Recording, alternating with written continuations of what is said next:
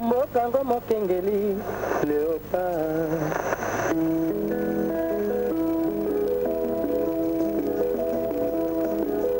Mikolo tosekalaki na mosolo ya mboka Kongo ekoki tofungwani misolelo tomoni bozoba nyonso tosali oyo kobongisa Kongo aveni ebongi tosala moto nyonso ata mwana Kongo ya mosolo mpembe ya nzoku Kongo ya bwanya kasa. Mesdames et messieurs, merci de nous faire encore et toujours confiance en choisissant de nous suivre. Comme nous vous avons promis, nous poursuivons notre sujet de la fois dernière sur la vie du président Kasavubu qui fut le tout premier président de la République démocratique du Congo, et avec toujours le même invité, monsieur Jean-Félix Tchobo, à qui je dis bonjour. Bonjour Madame Nana. Jean-Félix Tchobo est le président intérimaire de ASSOD, Alliance africaine pour la solidarité et le développement. Et pour nous retremper dans l'ambiance de notre précédent numéro, pouvez-vous rappeler à nos téléspectateurs ce qu'a été la première partie de cette émission? Merci Madame pour la question. Pour nous retremper un peu dans l'émission de l'autre fois, Joseph Kasavubu est né, nous l'avons dit, autour des années 13, 15, 17. En 27, il a été inscrit à l'école primaire de Kizou. Il a fait sa 3e et sa 4e, et jusqu'en 1929. 29 jusqu'à 36, il a été en Batakiela, où il a fait les humanités latines. De 36 à 39, il a été au grand séminaire de Kabwe, où il a fait 3 années de philosophie, avant de pouvoir réintégrer la vie civile, comme nous l'avons dit l'autre fois. Après avoir été, on va dire, chassé au grand séminaire de Kabwe, c'est encore une fois l'Église catholique qui va l'utiliser, cette fois-là, à la mission de Kangu, comme commis aux Écritures. Et bon, nous l'avons dit l'autre fois, les conditions n'étaient pas très favorables, et donc il va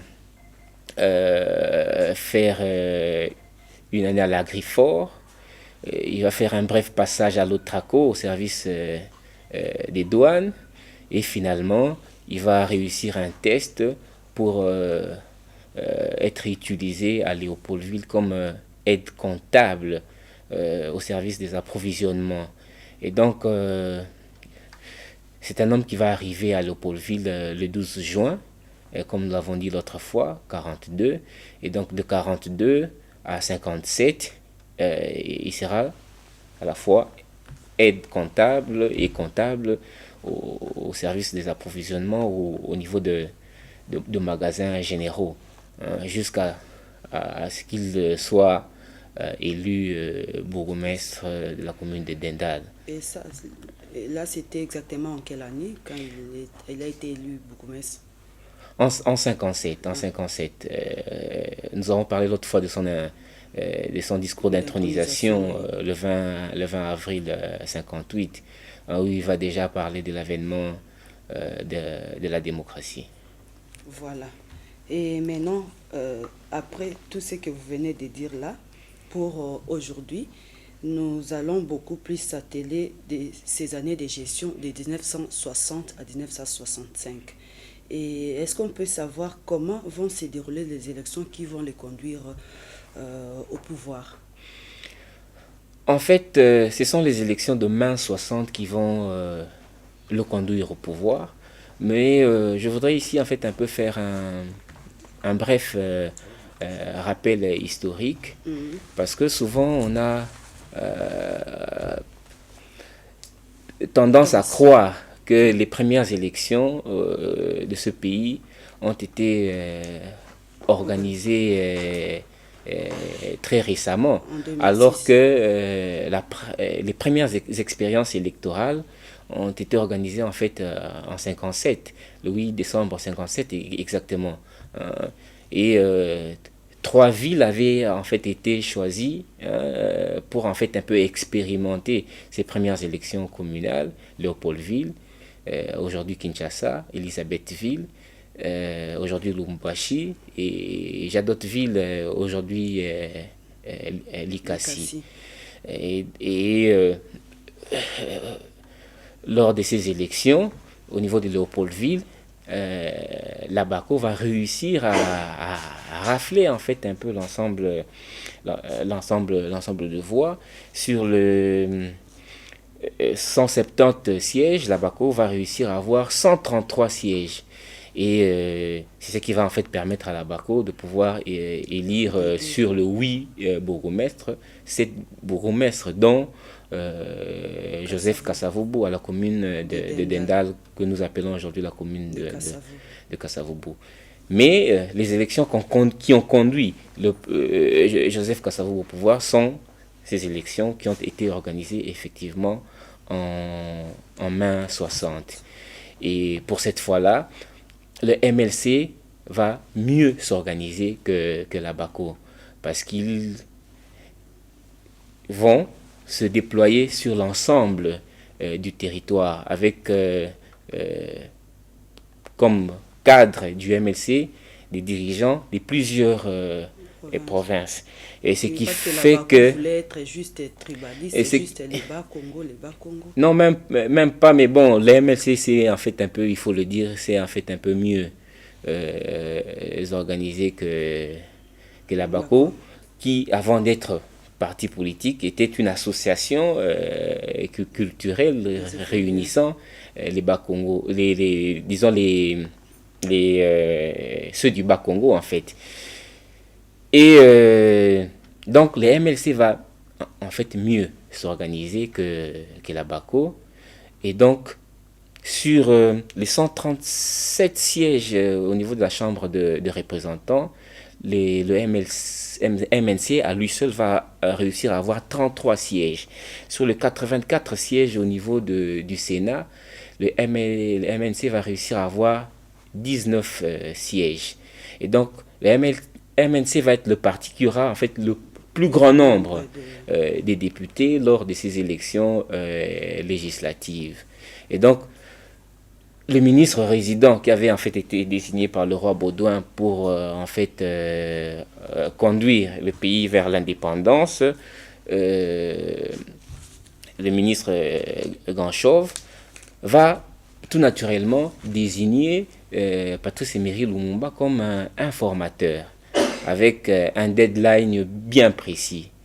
Mais Lumumba ne va pas réussir à avoir une majorité autour de lui, ce qui fait que le ministre Ganchov va désigner Kasavubu plutôt comme formateur. Et ça va rendre Lumumba fou, parce qu'il va se dire, mais comment est-ce que moi, j'ai plutôt été désigné comme un formateur, on ne m'a pas donné suffisamment du temps, et Kasavubu est directement désigné formateur. Cela étant, Kasavubu va réussir à avoir une certaine majorité autour de lui, et il va faire le rapport au ministre résident. Et comme sa famille se trouvait en fait à Brazzaville, chez l'abbé Youlou, suite aux événements du 4 janvier 59, il va en fait faire le déplacement pour aller voir sa femme et ses enfants. Au retour, la majorité qu'il avait réussi à constituer autour de lui implose. Pourquoi? Parce que dans l'entretemps, Patrice Emery Lumumba a été en fait un peu plus malin que lui. Il va en fait aller voir Jean Bolikango, qui faisait partie en fait de cette majorité que Kasavubu venait de constituer. Il va donc aller voir Jean Bolikango pour lui dire écoute, Jean, sors de cette majorité et moi je veux faire de toi le président de la République parce que j'ai le plus grand nombre des députés. Et donc quand Kasavubu rentre à Léopoldville, il n'a plus sa majorité et donc il est obligé de remettre la charge qui lui a été confiée au ministre résident, qui n'a pas d'autre choix que de nommer cette fois-là Patrice Emery Lumumba comme formateur du gouvernement. Mais cette fois-là, Kasavubu va prendre en fait un peu une décision courageuse contre l'avis de l'Abaco, son parti. Il va accepter d'intégrer ce gouvernement, mais en donnant en fait un certain nombre de conditions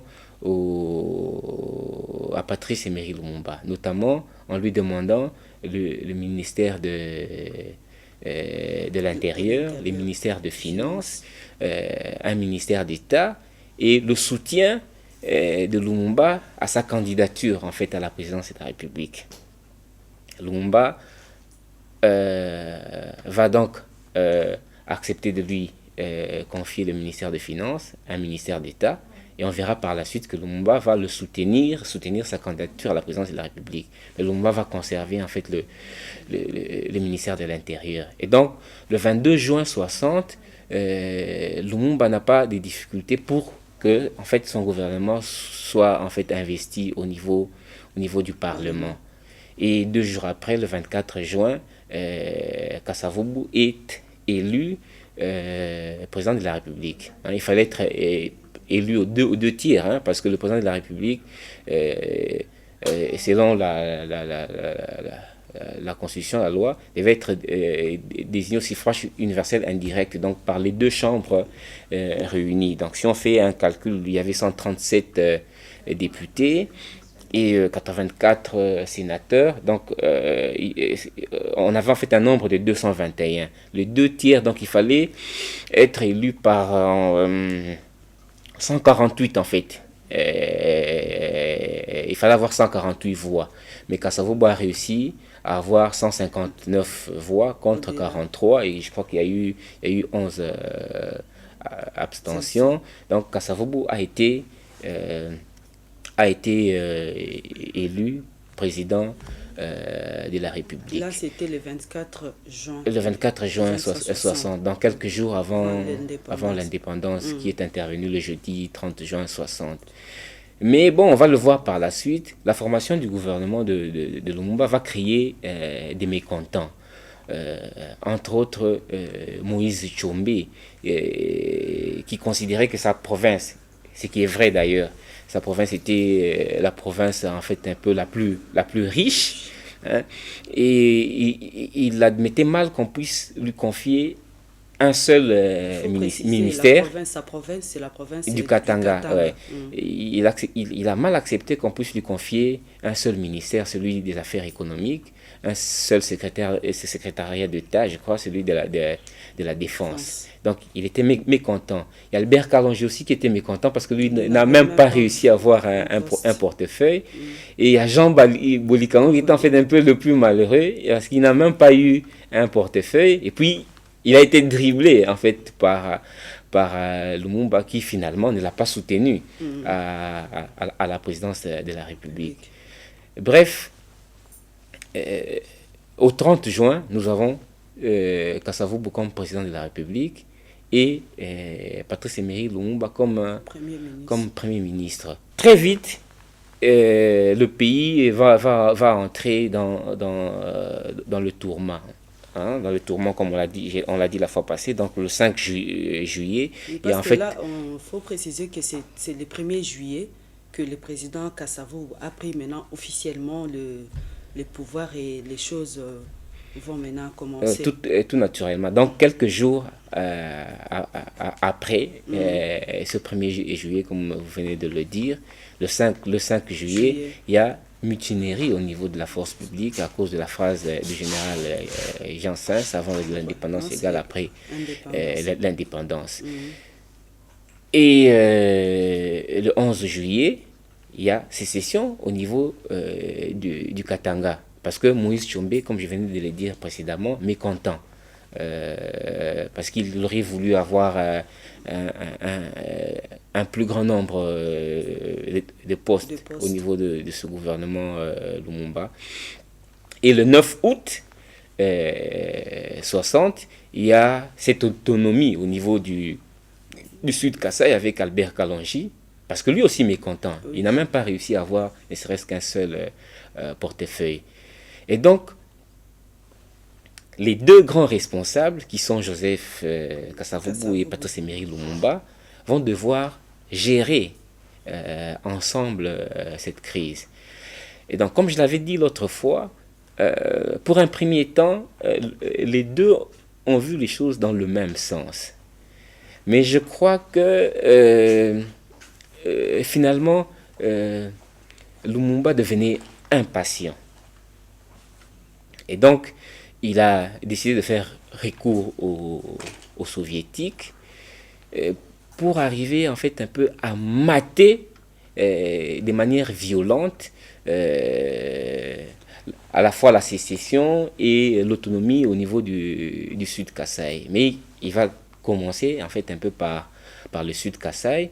Et je crois que vous avez entendu parler de ce massacre au niveau de Bakwanga, le 27 août 60, sans avoir eu préalablement le cutus du président de la République, Joseph Kasavubu. Et donc, Kasavubu va très mal prendre cela, parce que lui était beaucoup plus pour la négociation, le dialogue. Et cette approche de son Premier ministre, il ne va vraiment pas l'accepter. Et c'est ce qui fait que le 5 septembre 60, en s'appuyant sur l'article 22 de la loi fondamentale qui lui donnait le pouvoir de nommer et de révoquer Lumumba, il va prendre courageusement cette décision, en ayant les signatures, parce qu'il fallait avoir les signatures en fait de deux ministres. Il a eu la signature de Justin Bumboko et d'Albert Delvaux. Donc il va prendre cette décision de révoquer Lumumba. Ça, ce sont les raisons connues. Mais il y a des raisons méconnues. Qui sont en fait, Kwame Nkrumah avait adressé une lettre au Premier ministre Patrice Emery Lumumba pour lui demander d'être un peu patient et qu'il avait le plus grand nombre de députés au niveau du Parlement, que le moment venu, en fait c'est ce Parlement qui avait élu Kasavubu, qu'au moment est venu, ces députés pouvaient démettre le président Kasavubu et lui aller prendre la place du président Kasavubu et désigner un autre Premier ministre. Mais malheureusement pour Patrice Emery Lumumba, c'est son directeur de cabinet, Damien Kandolo, qui subtilise cette lettre et qui va le présenter au président Kasavubu. Et donc le président Kasavubu se dit qu'il faudrait dévancer son Premier ministre Patrice Emery Lumumba. Ça, ce sont les raisons en fait un peu méconnues. Mais la raison officielle en fait c'est le massacre au niveau de Bakwanga. Donc le 5 septembre, Kasavubu révoque Lumumba. Et Lumumba fait pareil en s'appuyant sur l'article, je crois, 33 de la loi fondamentale. Lumumba révoque aussi le président Kasavubu. Et donc il y a une crise qui s'installe. Et je crois que nous l'avons dit la fois passée. Et Mobutu, qui était dans l'entretemps nommé par Lumumba, chef d'état-major de l'armée suite à la mutinerie intervenue le 5 juillet, Mobutu va neutraliser les deux et former son collège de commissaires généraux qui était présidé par Justin Bumboko. Ce collège qui a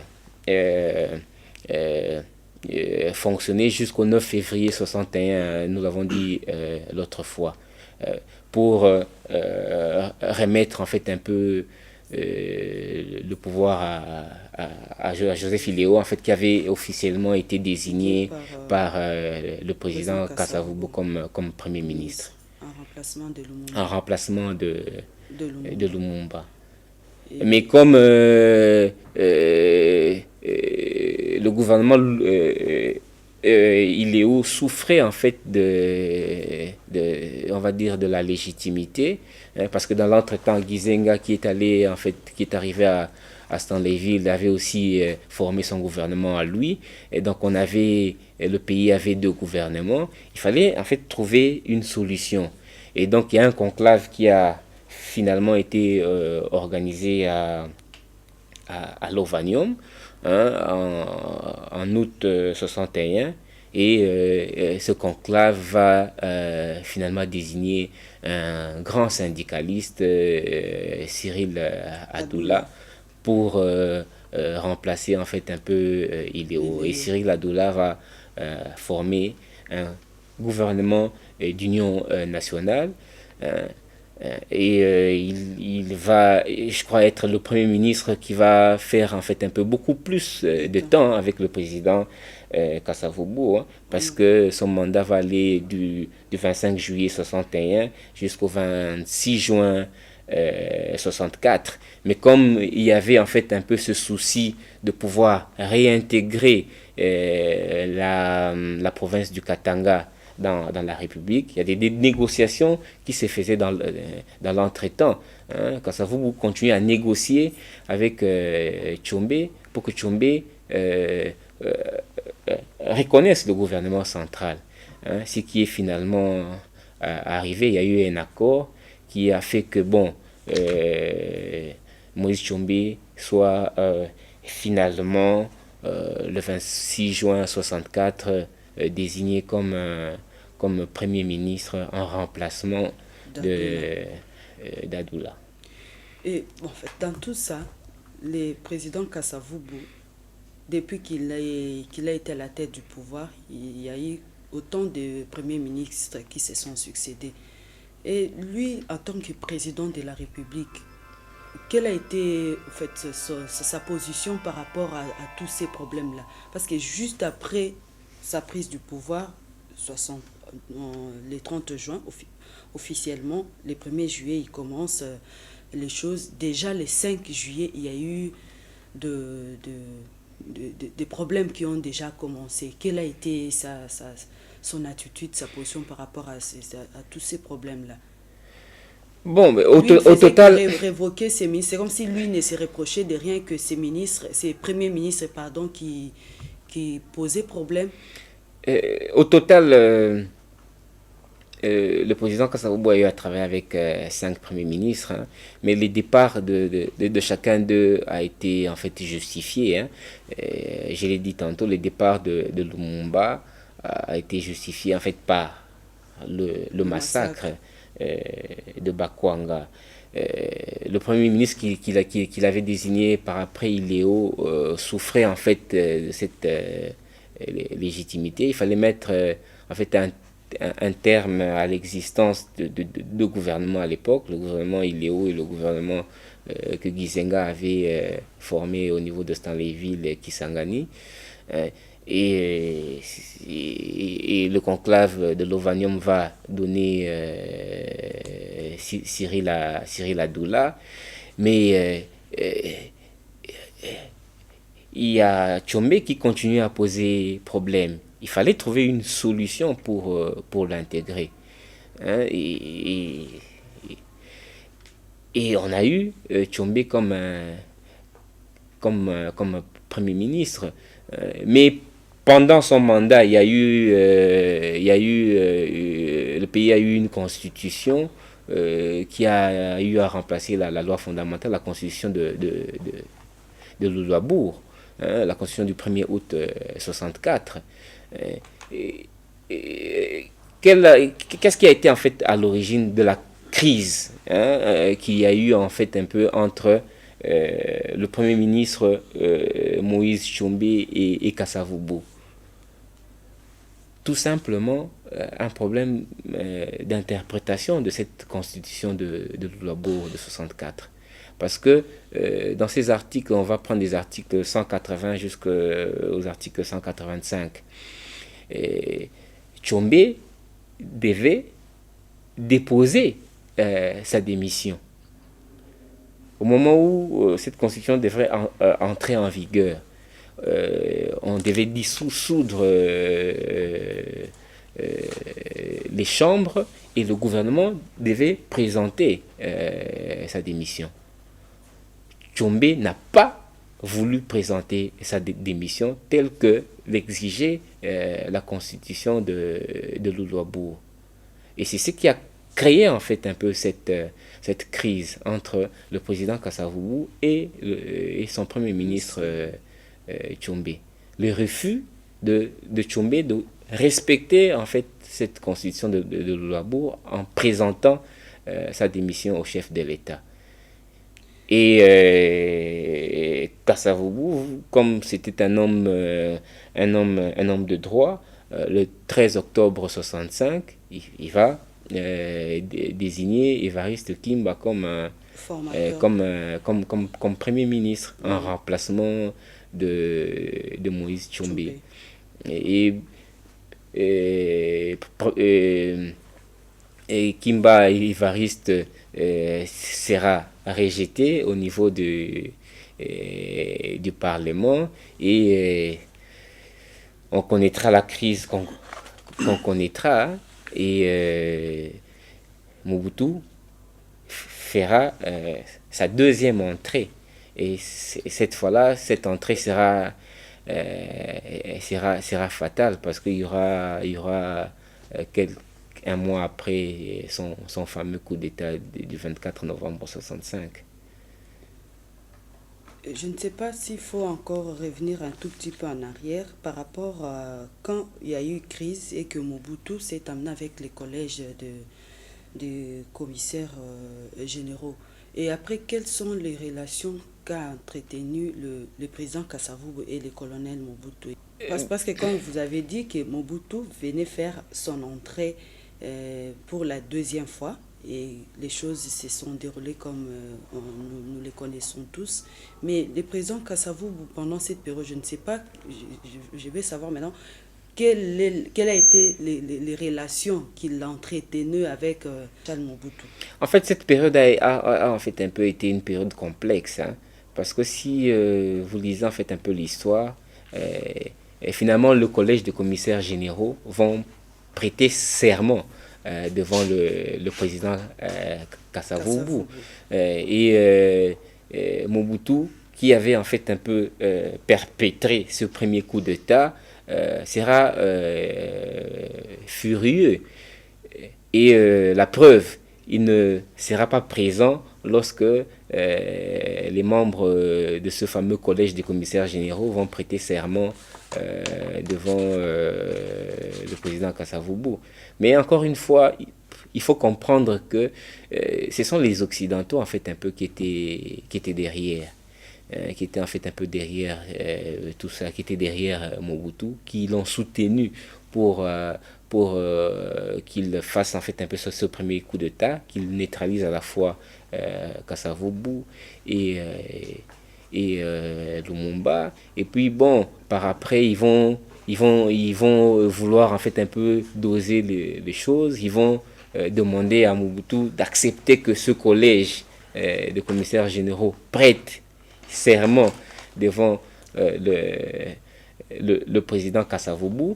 Mais dans la réalité, c'est le président Mobutu qui avait le pouvoir. Parce que tout ce qui s'est passé dans l'entretemps, donc de septembre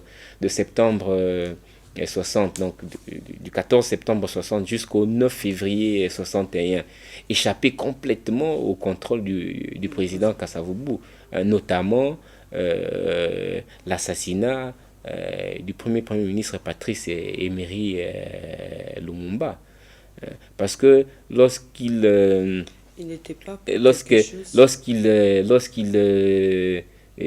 sera révoqué,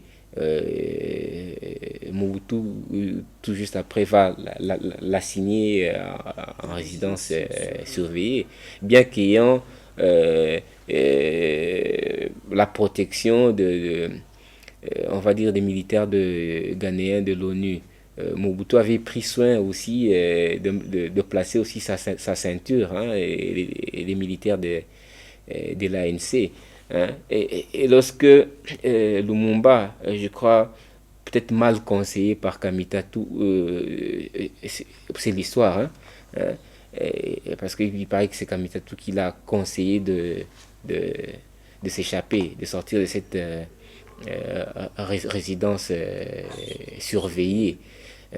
Et lorsqu'on va le traquer, mais tout cela va se passer en dehors du président Kasavubu. Comment expliquer ça? Mais celui qui contrôlait effectivement le collège de commissaires généraux, qui a eu en fait un peu à diriger cette opération, c'était en fait le colonel Mobutu à l'époque et les membres de ce collège, notamment les Bomboko, Le président Kasavubu, en tant que les Nendaka, il devait avoir les yeux sur l'ensemble du territoire avec tout ce qui s'est passé comme problème. Est-ce que là, on dira qu'il n'était pas, il n'est pour rien dans cette situation-là? Non, il n'était pour rien parce qu'il a fermement condamné cela. Il a fermement condamné cela. Ah. Lui pensait plutôt que Lumumba, son ex-premier ministre, devrait plutôt répondre de ses actes devant les structures compétentes, donc la justice. Et c'est Mobutu qui, ayant des agendas cachés, a procédé autrement.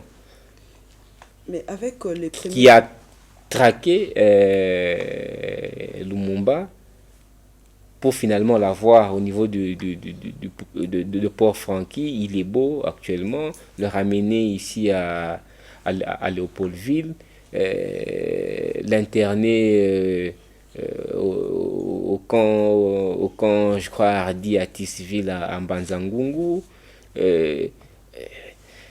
C'est Mobutu. Et je me suis toujours dit qu'ils ont... Mobutu a mis en fait un peu Moïse Tshombe dans une situation difficile, parce que le pauvre Moïse Tshombe,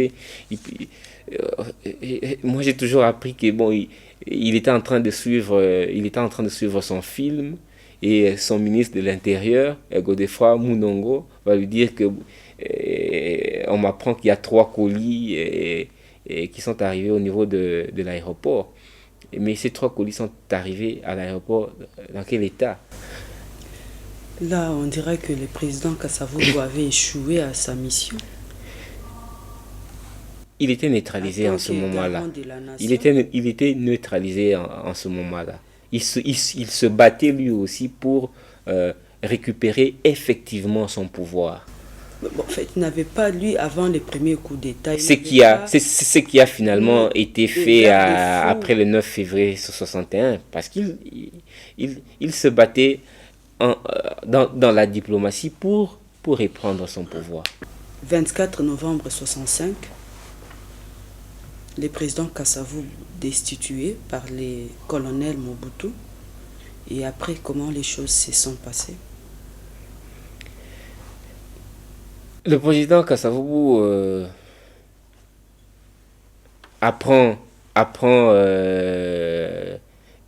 d'abord, je crois, à la radio qu'il n'est plus au pouvoir, et puis le haut commandement militaire qui s'était en fait réuni la veille, donc le 24, délègue en fait un peu un officier pour lui signifier en fait un peu cela. Et il comprend très vite qu'il ne pouvait pas s'entêter, parce qu'il n'avait pas le contrôle de l'armée. Mobutu avait eu 5 ans pour prendre possession de l'ensemble de l'armée. Et dans l'entretemps, Mobutu avait intensifié son réseau extérieur. Donc, Kasavubu avait compris que ça ne servait à rien de pouvoir opposer une certaine résistance, surtout que bon, le chef de l'État qu'il était à l'époque n'avait en fait n'avait pas la sécurité que les chefs d'État ont aujourd'hui. Je crois qu'il n'avait que un ou deux seuls gardes au niveau de la guérite. Et je ne vois pas comment est-ce qu'il pouvait s'opposer à quelqu'un qui contrôlait l'ensemble de l'armée. Et donc il a, malgré lui, accepté cette décision. Il a simplement demandé à rentrer chez lui dans le Bas-Congo. Je crois qu'il avait choisi 3 villes, la ville de Boma, la ville de Tchela ou Kangou, hein, la cité de sa belle famille. Et donc, c'est ce qui sera fait quelques jours après le coup d'État. Et il va à la fois être humilié. Hein, je ne voudrais pas ici raconter dans les détails comment est-ce que c'est important. C'est important, c'est l'histoire. Bon, mais parce qu'il a pris la route, hein, pour rejoindre Boma. Il y avait des barricades un peu partout, et à chaque barricade il était en fait humilié par les militaires de Mobutu, hein. Mais bon, finalement il est arrivé à Boma. Et il a finalement été assigné en résidence surveillée. C'est vrai que bon, au début, il pouvait se promener dans la contrée, mais finalement, il a été assigné dans sa résidence de Boma, hein, au Mont Kisundi. Et lorsqu'il a eu des problèmes de santé et qu'il a demandé à sortir du pays pour bénéficier des soins adéquats, il n'a pas eu cette autorisation. Donc il est, on va dire, mort faute de soins. Destitué en 65, il est mort en 69, 4 ans après, le 24 mars. Quelle a été maintenant sa vie? Comment il vivait? Qu'est-ce qu'il faisait? Difficilement parce que, comme je l'ai dit précédemment, ce pays n'a jamais connu des hommes d'État aussi intègres, aussi honnêtes. Et donc, il est sorti du pouvoir sans rien, hein, alors qu'il avait un certain nombre d'enfants à l'extérieur du pays qui étaient encore en train d'étudier. Il a eu beaucoup de difficultés pour assurer cela. Je crois que c'était son plus grand souci, hein, arriver à faire étudier ses enfants, hein, parce que bon, il en avait 9, hein. Lui-même sorti d'une famille de 9 enfants, hein, il était le 8e. Lui aussi a eu 9 enfants. Donc à sa mort, il a laissé une veuve. Je crois qu'on a parlé d'elle, Maman Hortense. Mais 9 enfants, hein. Adolphe et Lucien, Marie-Rose, qui est ici sur place, Flavien, Justine, Joseph, Alain, et Viviane, et Joséphine et Michel, le cadet. Et quand il a été, en fait, il a regagné son village, c'était avec quelques enfants, sa femme, ou tous les enfants étaient à l'extérieur? Non, avec